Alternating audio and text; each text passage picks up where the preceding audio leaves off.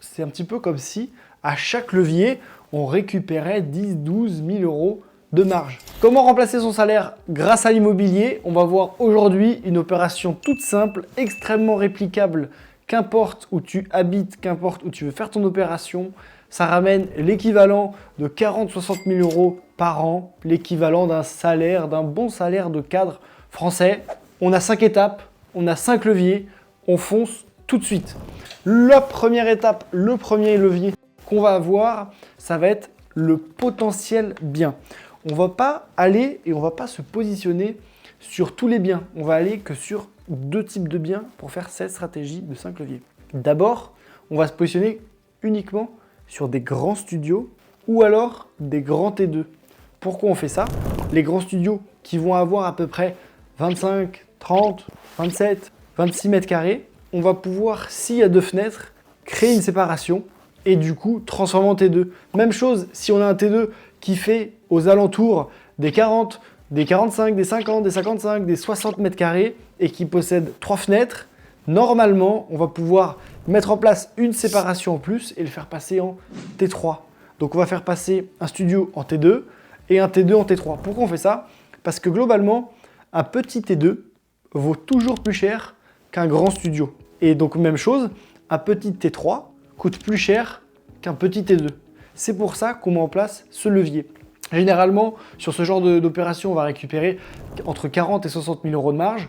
Donc, c'est un petit peu comme si à chaque levier, on récupérait 10-12 000 euros de marge.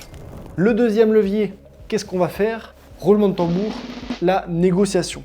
Alors, dans la négociation, il y a 2 choses qu'il faut savoir. La première, c'est que si on ne veut pas perdre la négociation, si on veut gagner, il faut que nous, investisseurs, marchands de biens, professionnels, on connaisse notre prix maximum. On ne doit jamais dépasser notre prix maximum. Une fois qu'on sort de la visite, on peut commencer à estimer un petit peu le coût des travaux, combien on va revendre et on va vite savoir, ok, si on veut dégager une marge de 40-60 000 euros, l'appartement, il faut qu'on l'achète peut-être 80 000 euros, pas plus. L'appartement, peut-être qu'on va devoir l'acheter 120 000 euros. Ok, à partir du moment où on a ce 120 000 euros, qui est notre prix maximum d'achat, on ne doit jamais le dépasser.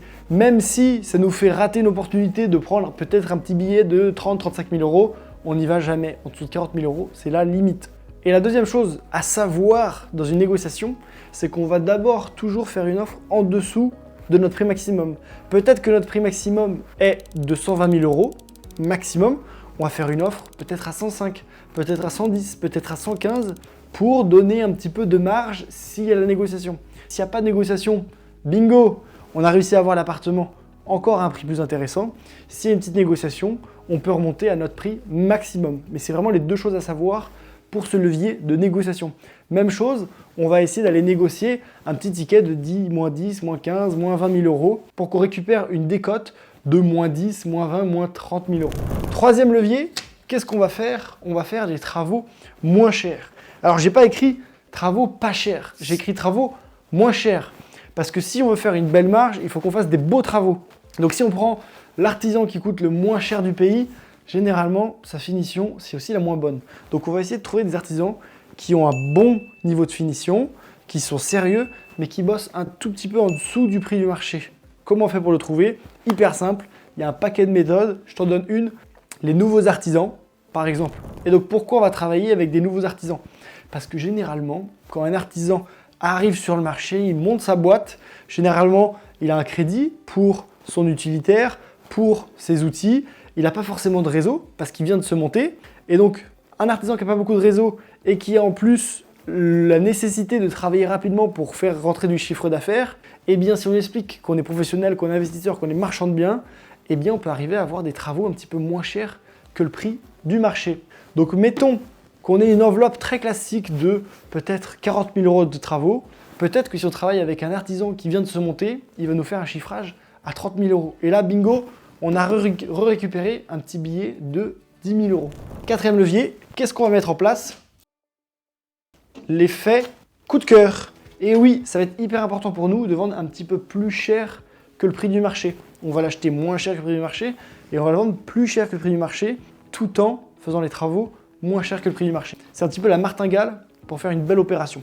Comment on va mettre en place un effet coup de cœur? Avec 2 leviers. On va avoir un premier levier où on va devoir vraiment réfléchir, dessiner les plans à main levée ou directement sur Canette Brouillon ou pourquoi pas sur le site Cozy Casa.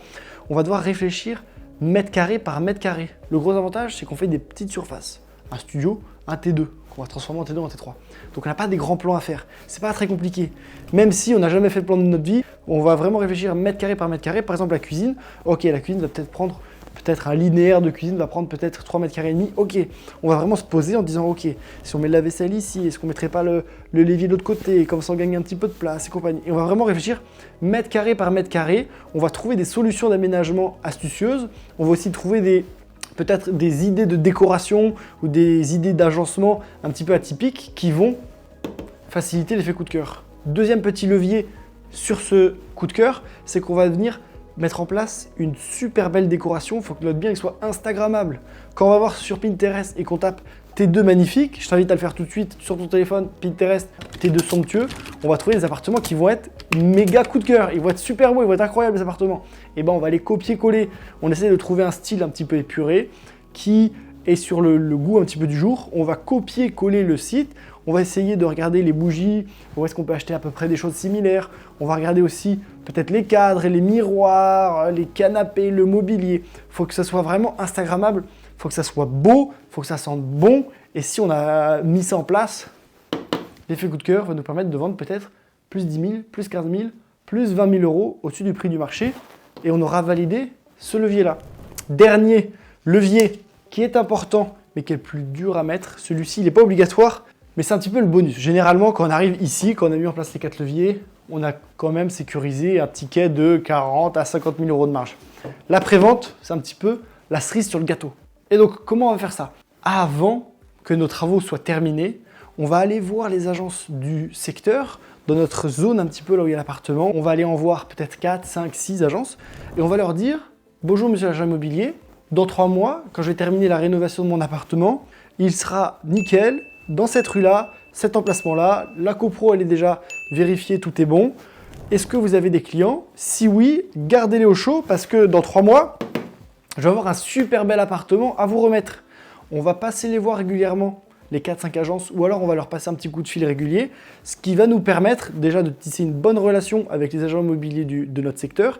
Et en plus de ça, ils vont pouvoir, eux, les agents immobiliers, faire comme un fichier acquéreur qui va grossir un petit peu de mois à mois. Et quand on arrive au dernier jour de rénovation, une fois qu'on a tout terminé, on va pouvoir rappeler directement l'agent immobilier, les agents immobiliers pour leur dire bah, « ça y est, notre appartement, il est tout beau, tout propre, vous pouvez faire des visites ». Deuxième astuce, quand on va faire des visites, généralement, mettons qu'il y a 5 agences, peut-être les 5 agences ont 1 ou 2 visites, donc on va arriver entre, allez, peut-être 6 à 8 visites. On va essayer de donner un petit créneau de visite assez court pour que les personnes puissent se croiser dans l'ascenseur, se croiser en bas pour créer un effet de hype. D'autant plus que pour l'agent immobilier, il va pouvoir communiquer sur le fait que l'appartement n'est pas encore sur les sites de petites annonces. Et donc un appartement qui est sur un bel emplacement, qui est rénové au goût du jour, qui a un effet coup de cœur et qui est en off-market et qui a déjà sur la première journée de commercialisation entre 6 à 7 à 8 visites, et ben c'est un appartement qui part rapidement et c'est un appartement qui part un peu plus cher que le prix du marché. Et donc voilà, je t'ai récapitulé un petit peu une opération classique de rénovation-revente qui va nous permettre de dégager une marge très classique entre 40 et 60 000 euros. Si peut-être tu es à ton travail et tu n'es pas forcément passionné, si tu veux faire de l'immobilier à plein temps, si tu es un petit peu brouillon, avec cette petite to-do list, tu vas pouvoir en apprendre un petit peu plus sur les 5 leviers qui vont nous permettre d'être libre grâce à l'immobilier en faisant une opération par an. J'espère que la vidéo t'a plu. C'était Louis, c'était un plaisir. À la prochaine.